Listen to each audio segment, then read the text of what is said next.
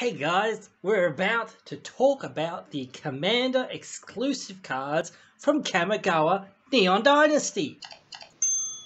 Alright, so we're talking about the Commander exclusive cards from Kamigawa Neon Dynasty.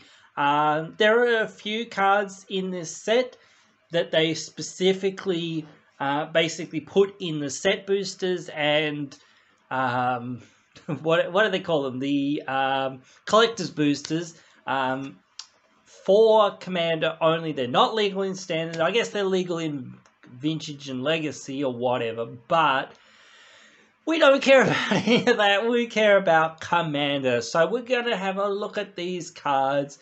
There's a few of them, so we're going to go through and, I think we're going to go in color order because that's where I was able to find most of these, just in color order. It was hard really to find most of these.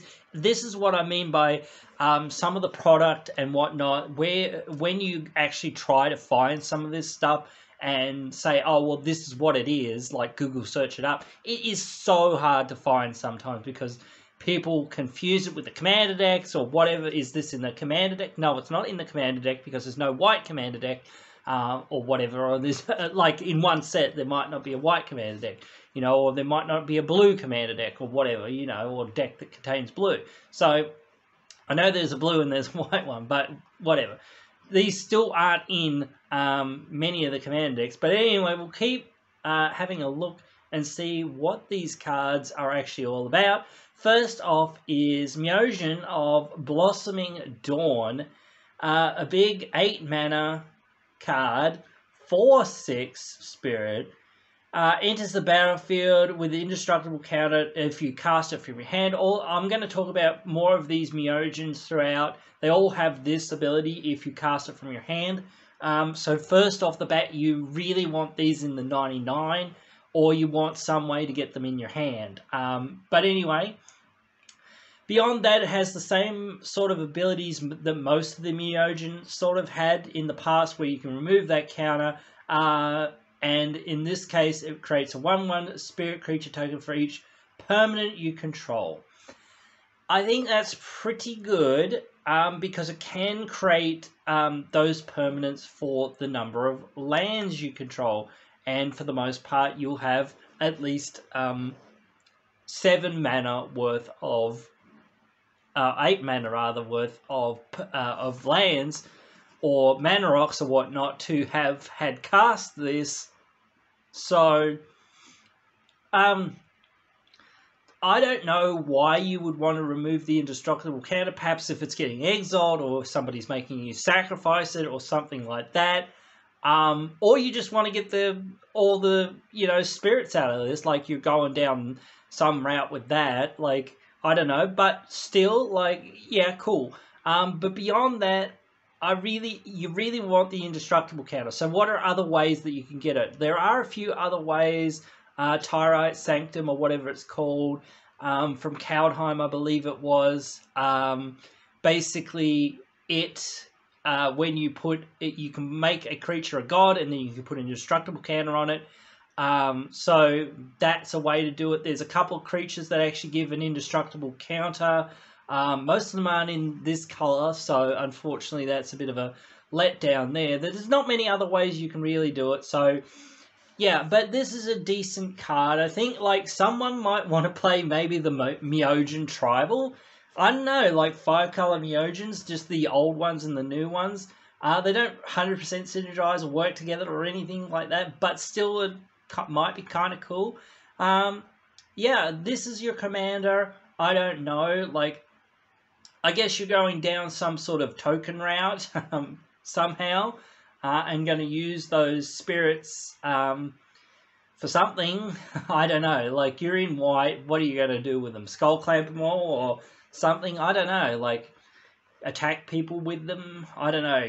There's a few things you could do with it. I don't know. There's just not enough synergy here, in my opinion, to do a lot with, but it's still a really cool card. So we'll move on to the next one. Yasuru, Ever Faithful, 1 mana, 1/1. Whenever you cast a legendary permanent, or whenever a legendary permanent enters under your control, you put a +1/+1 counter on him, and he has partner. you know, a 1-drop legendary doggo, the bestest of boys. Here, you know, I don't know. You might want to build some sort of pet deck, you know, like. But to me, you really want to be focused on that legendary tribal. I could see some sort of kind of Rograk kind of comparisons, like, to a degree, but this is different from Rograk, whereas Rograk has all the evasive abilities, and you have to buff him up. I guess this is the other way. It will buff itself up pretty easily, but you need to give him evasion if you're going to get in there for Voltron damage. And I think that's probably the best way to play this guy. If you can find a really good partner that, you know, you can partner this doggo up with. To me, I know a lot of people will say, well, I want the most colors, so I want a 2-color partner to go along with this, rather than just a 1-color. But I know there will be, or whatever, there'll be some people who want to, you know, brew with this as a 2-color commander, not a 3-color. So, you know, whoever other commander you choose in this is basically just getting their bestest boy along with them, you know? Man's best friend or whatever, you know? So that's kind of cool in that regard. And it gives you access to white, which can give you some stuff and some alright stuff here and there. But yeah, you know, it can do some stuff if you've got a lot of legendaries. There are some other legends, you know, in mono white and whatnot that you can take advantage of. So I think that there could be space for some sort of deck around this. It will probably most likely be a Voltron deck, though. So let's move on. Next is a Meojin of Cryptic Dreams. Another 8-mana one. This one's blue, 3/3. Same text. If you cast it from your hand, gets indestructible. You can remove the indestructible counter to copy target permanent spell you control 3 times. Well, that seems pretty interesting and pretty cool and pretty good. So, just cloning any spell, any permanent spell, it's interesting. If you copy Sakashima of 1,000 Faces while it's going to copy something else, let's say, perhaps even the Meojin, you get 3 Meojins, which have all been cast from your hand, I think, maybe, I'm not sure, hopefully, and then you can use them to, like, remove the counter, having something else copy it, and keep copying and copying in this sort of a wheel. That could be an interesting sort of thing that you could do, but I'm not too sure really where you're going to go with it. It sounds like great value, and something that you could build around really well and really, like, be an interesting sort of build, especially since blue tends to be all about spells and tricks and shenanigans and whatnot. This seems much more like, I don't know, this seems like it could lead to some combos, definitely, but it does seem like more of an aggro-ish sort of card, because you can just, like, okay, I'm going to cast, you know, a creature. I'm going to get 3 copies of that creature. That's going to be quite powerful depending on what I've cast. You know, if I've cast Stormtide Leviathan, suddenly I've got 3 Stormtide Leviathans. So even like one of the more, like, I guess, simplistic or whatnot, not that big impactful, but suddenly now, once you say, oh, by the way, I've got 3 more of them. Well, now there seems to be a big problem. But again, it does seem to be an interesting one. I'm not too sure exactly where you go with this, but of course blue has a lot of options. So, yeah, there could be some interesting stuff that you definitely could do with this. And I definitely think there could be something that you do with it. But again, it being your commander is where I sort of get that hoop again, because you've got to get this indestructible counter onto it, and then, you know, you've basically got to cast it from your hand. So you've got to get it into your hand. So there's just a few hoops to jump around with all of that sort of stuff. So every one of these is going to have that same issue. But we'll move on to the black Meojin. Same thing, 8 mana, this one in black, 5/2. You remove the indestructible counter to put... So you put all creatures that were put into the graveyard from play under your control this turn. So that seems insane. Like, I had to reread this card a couple times to like understand what it did, because it was just like worded really weirdly. So you board wipe, or Steve or Alan or Emily board wipes, and you're just like, okay, cool, I'm going to remove my indestructible counter at the end of, you know, that phase or whatever, at the end of your turn, and by the way, I get all your creatures underneath my control. It seems like really insane for a theft style commander. Besides the whole, like, and I've said this with all of them, getting the indestructible counter on it and getting it into your hand somehow, whatever. All of these, like, are mono commanders or monocolored commanders, and monocolored commanders do suffer heavily from not being able to deal with the things that aren't in their color pie. Now, things shouldn't really break the color pie, but I keep saying I think you need 2 colors for a lot of the decks to really work the way I think that they should work. So I just think that this is a commander that you probably want in another, you know, like almost all of these, I think you want them in a 2-color deck, because they're just very difficult to get out anyway as your commander from the command zone, and they really won't do anything, so you might as well have them in the 99, and then they're easier to cast and get what you want out of them and use them whenever you need. So yeah, I just don't know. There's just a few hoops like that to go through with a lot of these. So yeah, we'll move on anyway. Ruthless Technomancer, sorry. 4 mana, human wizard, 2/4. He enters the battlefield. You may sacrifice another creature we control. If you do, create a number of treasure tokens equal to that creature's power. That could be really powerful. You can pay 3 mana, sacrifice X artifacts, return target creature with power X or less from your graveyard to the battlefield, but X can't be 0. So, I don't know. This seems like a very, like, in-out style card. This isn't a legend. So obviously it goes in the 99. Only the ability for it to actually sacrifice something is only on ETB. So maybe you want a lot of flicker style stuff with this or whatnot to get that ETB over and over again. Maybe you want to sack this dude, I don't know. You can't sacrifice him with himself, so you would have to sacrifice him in another way. I think with his ability to pay 3, sacrifice X artifacts or whatnot, you can use that ability.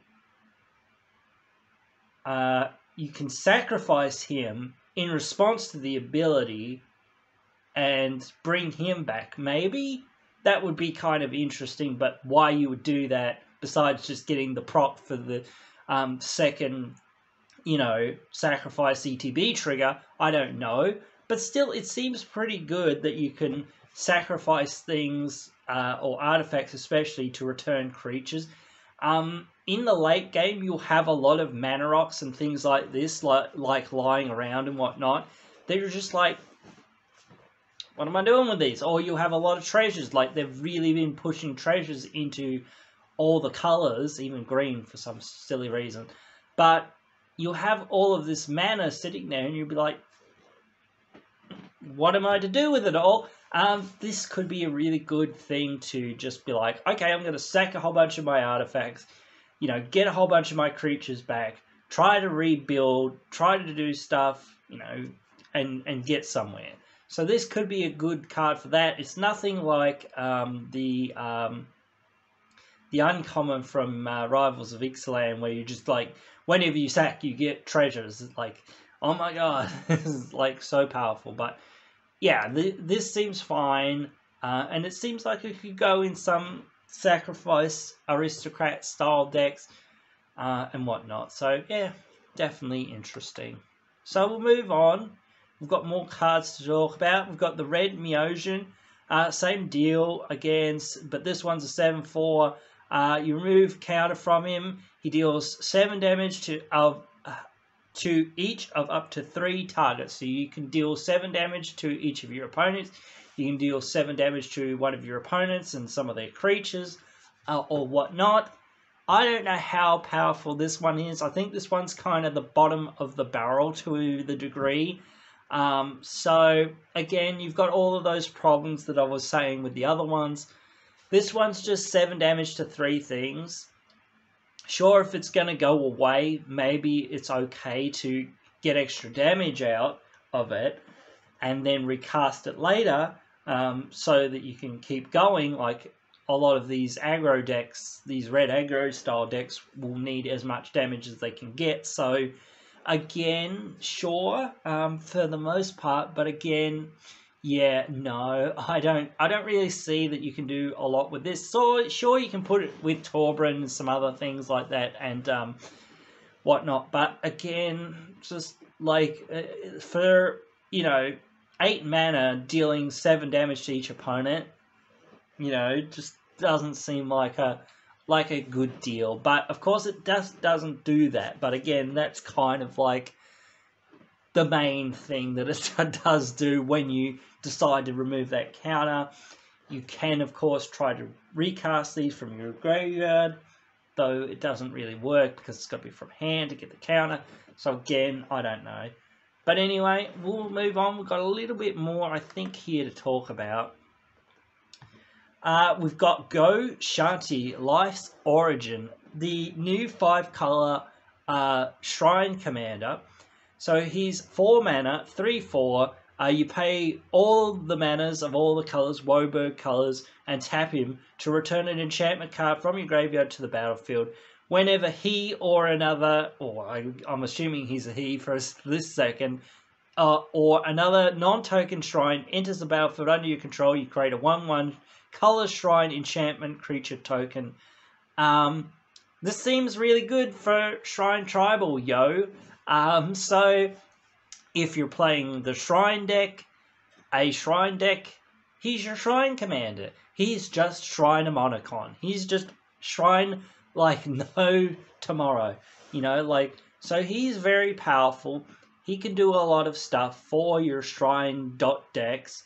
He could do stuff for some sort of 5-color enchantments, perhaps sagas or whatnot style deck. But honestly, I think he's mainly going to be a Shrine Commander, though you could throw some other stuff in there, but mostly he's going to be a Shrine Commander. So yeah, that ability, much like the Elemental Commander, the 5-color Elemental Commander, where he can return creatures to the battlefield with his 5-color ability. It's a very recursive ability and is sometimes hard to stop or whatnot if you haven't got graveyard hate and things like this. Can be really annoying sometimes because you turn around and you're like, dude, we've got a board wipe because he's got too much stuff. Then you do board wipe, and then suddenly a few turns later he's got everything back out. And plus this thing will just start making those shrines every time you get a shrine out, so that's really powerful. I don't know whether you want to go down the token plan with this. That sounds like a cool thing that I might do, but you probably want to do other things with this. You probably want to use those shrines in other ways or whatnot, find ways to buff them up and things like that. So yeah, I don't know specifically, but certainly I do think that there is space for it. As a commander, you're not going to put it anywhere else. You're not going to put this 5-color shrine dude into another commander deck, really, I don't think, because he's just so good at doing the shrine thing, really, that, what else do you need? Unless you want to do some sort of shrine planeswalker deck, I don't know, but that might be weird.